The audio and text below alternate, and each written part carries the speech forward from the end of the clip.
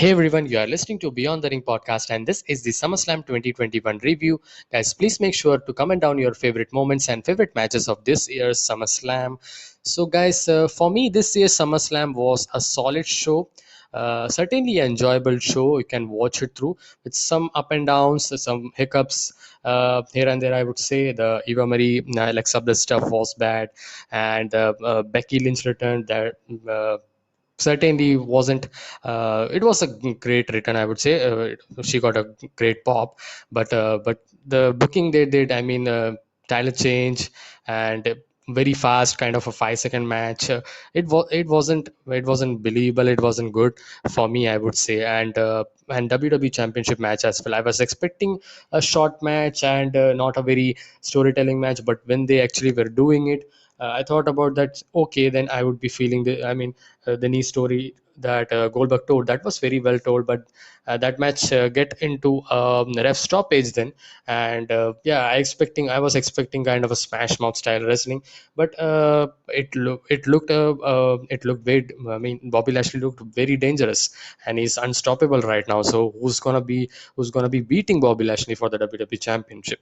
I don't know, but I think so. This storyline is going to continue. Anyway, guys, we'll be talking out in my match by match review. So, first match we have in the kickoff show, Biggie versus Baron Corbin. This was just a match, a normal match, just a crowd sweetening match, which didn't sweeten the crowd that much. The crowd were just there, I would say, and didn't have a kind of a reaction for that. And yeah, it was fine for what it was. And we get to the main card, and the main card kicked it off with the Raw Tag Team Championship, Riddle and Randy Orton, RK Bro versus Omos and AJ Styles. So we were very hopeful that RK Bro should win this tag team championship, and they won this in a very quick fashion style, and a very good, I would say, a short manner. I would say they actually told the story in a very short manner and very precise, and the matches didn't have.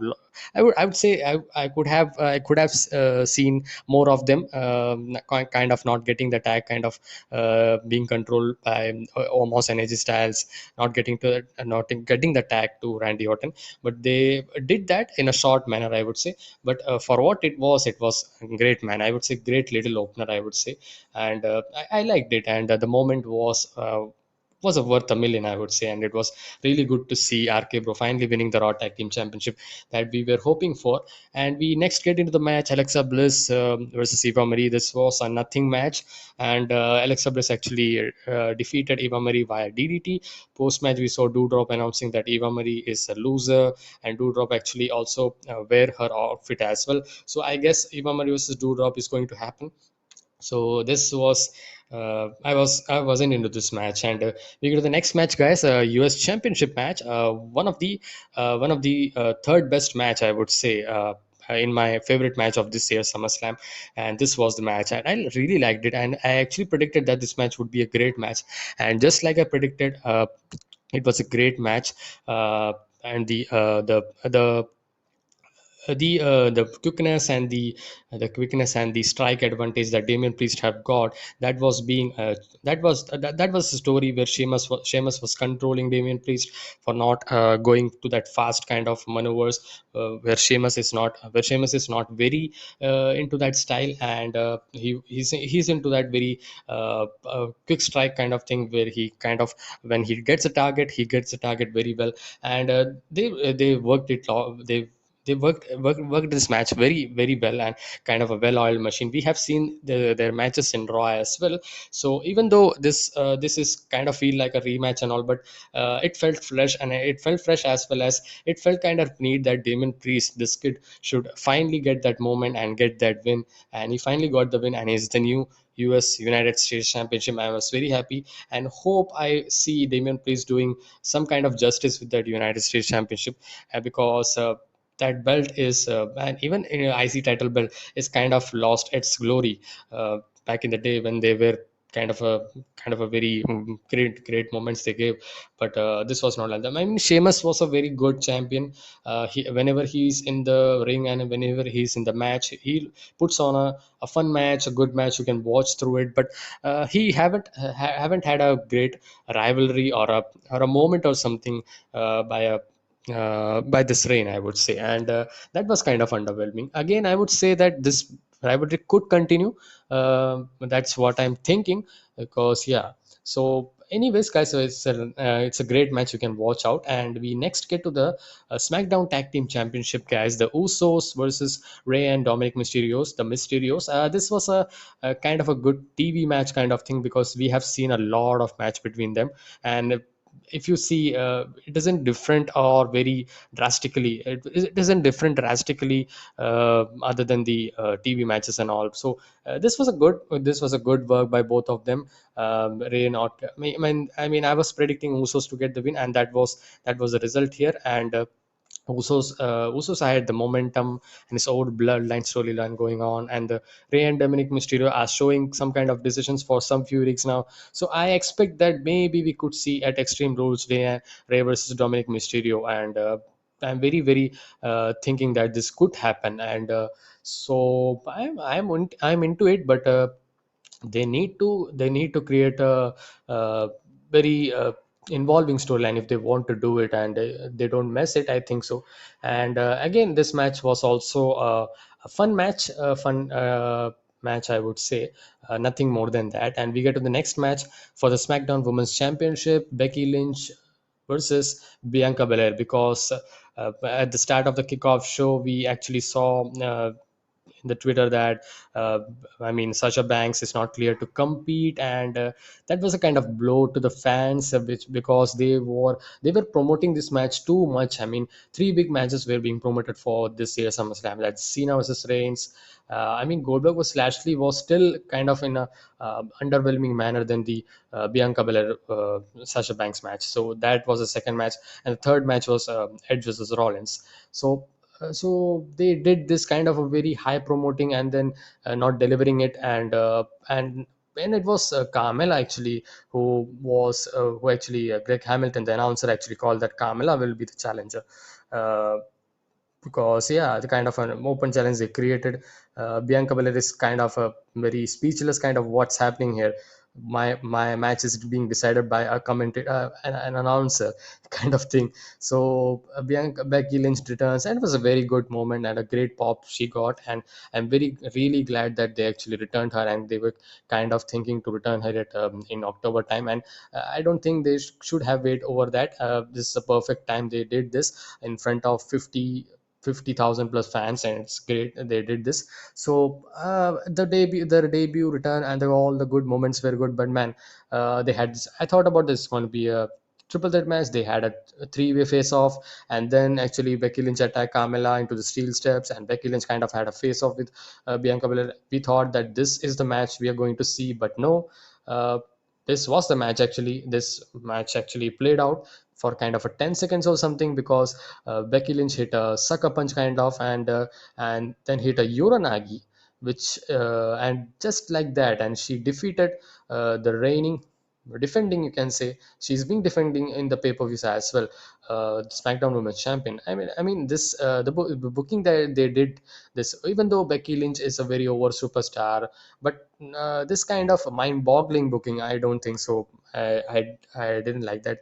uh, the debut return thing worked very well, but the other half didn't work, the match, the and putting the belt on Becky Lynch in this manner. I didn't get that. If they had the face of kind of like, even if we had got like a Bianca Belair versus Carmella, and then Becky Lynch returning, and then had a face off, and then suddenly confirming to the next pay per view, that would have been a kind of normal thing. Even if a triple threat match occurs, that would have been good. Even if Becky Lynch versus Bianca Belair was also happening, kind of 5 minute match for the sake of it, I would have thought. But no, man, they actually ended it way early, and kind of Bianca Belair looked like a stupid, like a champion, and so they didn't. They actually devalued the champion and championship as well. So kind of a thought that I came through so much of talking. I did this, but anyways, guys, this is the angle, and I hope so. Bianca Belair versus Becky Lynch is going to be happening at next pay-per-view Extreme Rules, which is on September 26th. They confirmed it, and we had the next match: Drew McIntyre versus Jinder Mahal. This was also a average match. Uh, kind of overstatement, I think so. But this was a all Drew McIntyre match. Jinder Mahal's lackeys, Shanky and Veer, were banned from ringside, so no help from them. And Drew McIntyre hits the Claymore kick, and 1, 2, 3. That was it, and just nothing match. And these two things were bad stuff. And we get to the Raw Women's Championship. Charlotte Flair versus Nikki Ash and Rhea Ripley. Nikki Ash is the champion, and she is not the champion anymore, as Charlotte Flair defeated both of them. And I predicted Charlotte Flair, and they actually tried Nikki Ash's gimmick, but that didn't work. And I was also into that gimmick, but I wasn't. I'm not getting into that gimmick because she isn't booked very strong. But I would say that this is the match where she actually looked very good, and there was a lot of moment where she actually reversed the rip tied by Rhea Ripley, and that kind of 2 3 times, and it was good, and lot of reversals. And when actually Charlotte was pinning Rhea Ripley, Nikki Ash actually jumped over the. I mean, it was a lot of action, well worked match. And all three women actually got the time. And I mean, it was the action was good. It was the well paced action. It was not like one person is laying down there and another person comes up kind of. So I think so they did it pretty well, because triple threat is very confusing and very convoluted situation, and it's difficult to I mean, structure around the match. So I think they did a great job. I think it was a really good match. And Charlotte actually wins the Raw Women's Champion. She's the new Raw Women's Champion. I'm perfectly okay, because Rhea Ripley. I mean, I'm not into that character, and Charlotte Flair is a heel. So I mean, putting a championship on the heel is not a bad thing, because. I mean, the next pay or something, you can put it over into the Nikki Ash as well, if she actually, I mean, improves on her character, or even Rhea Ripley as well. So let's see how it goes. But this was a really good match, I would say. Next, we get one of my favorite match of this pay-per-view, and one of the best match, I would say, Edge versus Seth Rollins. And my prediction was Edge, and Edge got the victory here. This match was so nice, man. The creativity they actually did in this match was so great. And Seth Rollins. Telling the story of attacking on the neck of Edge. So that was the whole story. And Edge actually protecting his neck, because if he actually got that storm into his neck, it's gone. And a lot of moments, a lot of match psychology was great, and lot of moment they actually Seth actually attacked the particular the region of the head and neck, and having neck breaker and all. And we got a lot of execution, lot of maneuvers. I mean, first of all, I actually kind of forgot that Edge actually uh, I mean, entrance was in the theme of Brood, and then he actually changed into the Raider R gimmick. And man, which was so great, man. The pop he got was so good, and it was excellent, I would say. And the match, I really loved this match. And I would give the 5 on 5 for this match. And for me, it was a favorite match of this night, this year SummerSlam. In the ending of this match, we saw Edge actually locked in kind of a STF, you can say. And Rollins actually tapped out. Rollins tapping out is kind of, but yeah, because he's being kind of a contender for the Universal Championship. So I don't think so he's gonna be there, because the plans are changed right now. So we'll be getting to that. And man, look out this match. This match was excellent. We get to the next match, WWE Championship on the line, as Bobby Lashley defends his title against Goldberg. And this was all Bobby Lashley. Goldberg got some offenses. Goldberg, when he was suplexing, kind of having a big moves and all, he felt like kind of a sloppy at times, but he actually uh, pretty played well, I would say. And this was fun to watch through. And then it kind of gone to an importance to the storytelling of this match, as they were kind of MVP actually attacked on the knee of Goldberg, which actually was Goldberg actually sold this move half a second later or so. And completely kind of a visible thing. And then Bobby Lashley was that targeting the knee, and just throwing onto the pole, a ring post, knee first. And that was good. So the storyline point was the knee thing, and then knee gave out a whole lot of very good selling by Goldberg. I haven't seen kind of this match by Goldberg, and Goldberg in this kind of a in this kind of a I mean, in this kind of a picture, man, I haven't seen like this Goldberg. So that's actually clears how much Bobby Lashley is being booked very very strong, and he actually gave up ref ask, and ref actually got the stop. Ref actually stops the match, and that was it. But Bobby Lashley isn't done. He's pissed because he hasn't defeated the Goldberg. So he actually attacked the knee of multiple chair shot, and that kind of created a sympathetic moment for Goldberg very very well. And post that, Cage comes up, Goldberg's son, and he actually kind of tries to attack Bobby Lashley, but Bobby Lashley pulls him over and hits, puts the hurt lock, and that was a good kind of a personal thing that Bobby Lashley did. And MVP said that it's not like I'm doing with Cage, he's doing with Cage. If anyone would have been caught this kind of thing, he said that kind of thing. It was Bobby Lash. Goldberg was very very pissed, and I think so. This storyline is going to continue, and the post match angle was really, I liked the match. Really liked the post match angle. The match itself, I didn't think so that was good. It would have been better if Bobby Lashley actually pinned Goldberg, and then Goldberg being attacked by Bobby Lashley. This would have been elevated his character too much level, I would say. But that didn't happen because they at least they could have given the match. That's what I thought. And kind of I was in a kind of excitement. That is the Raw mains title, so they could have done. But the post match angle was good. I think so. This match is going to be happening next pay per view. I don't know because I don't know what's the situation with Goldberg. Goldberg said he has a 2 match contract. The 2 match is already done this year, or if he's gonna be wrestling the 2 matches that next year is gonna come in this year, kind of, I think so. That's being actually seen here. And we get to the main event, WWE Universal Championship on the line. Roman Reigns defends his title against John Cena. Greatest of the two eras, and John Cena thinks he's the best, and Roman Reigns thinks he's WWE.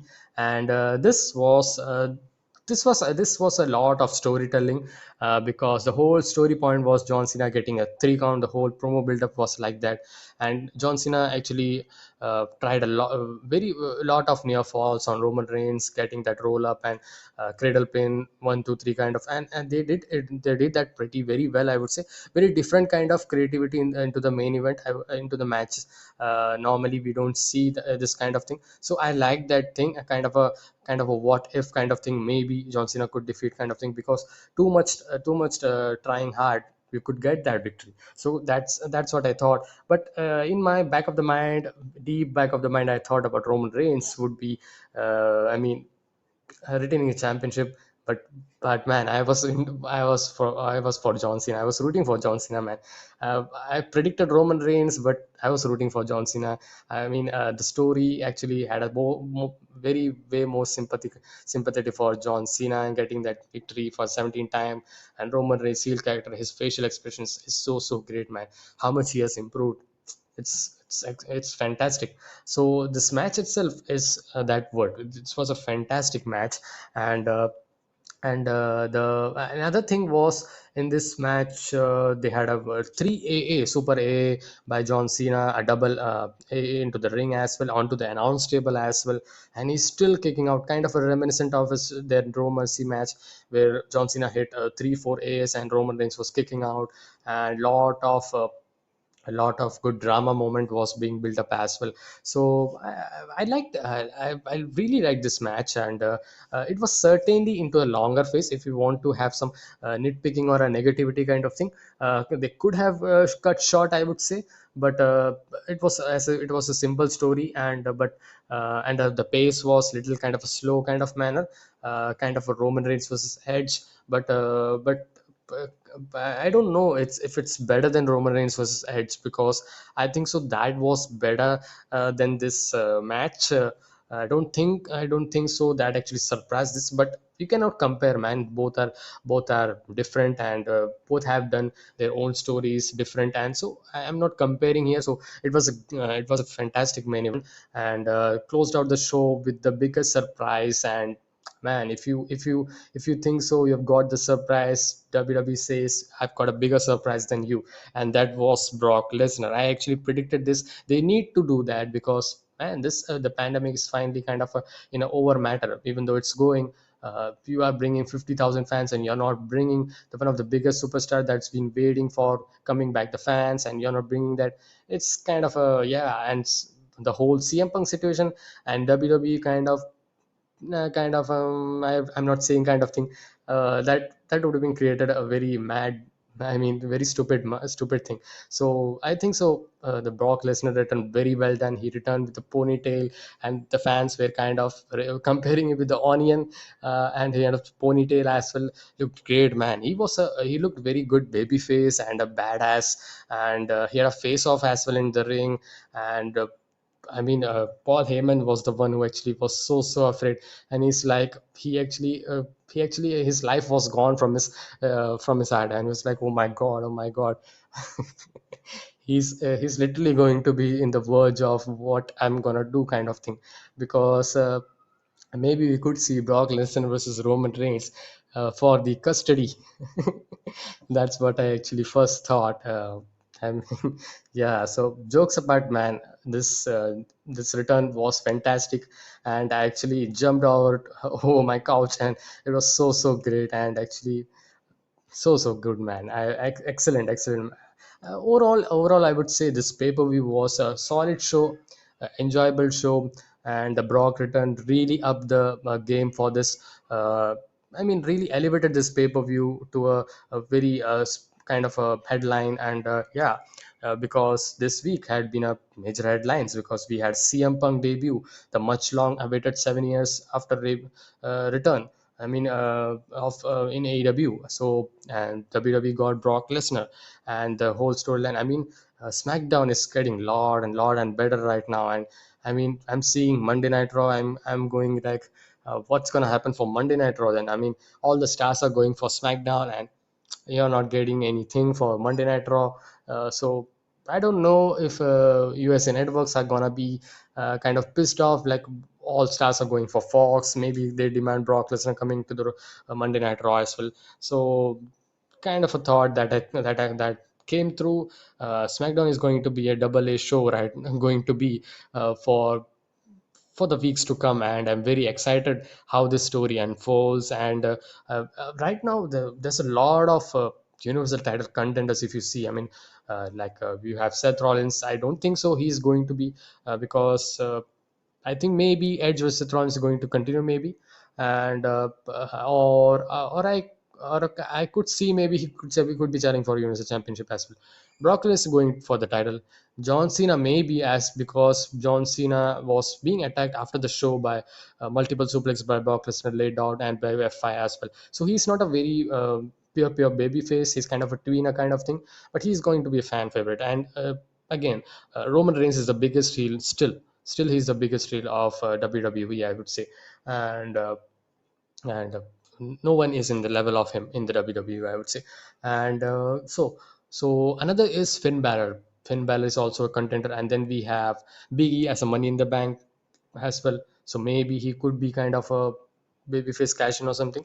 I don't want to see that, but that he's also has well in the title picture, kind of. And we have yeah, that's pretty much, I think so. And Edge as well. He actually lost it twice, but I think so he may be taking a break as well. That's actually also rumbling around. So guys, this is my review, guys. I actually way past my review, 20 minutes plus. So I hope you liked my review, guys. Please make sure to like my video, share it with your friends, and subscribe to my channel.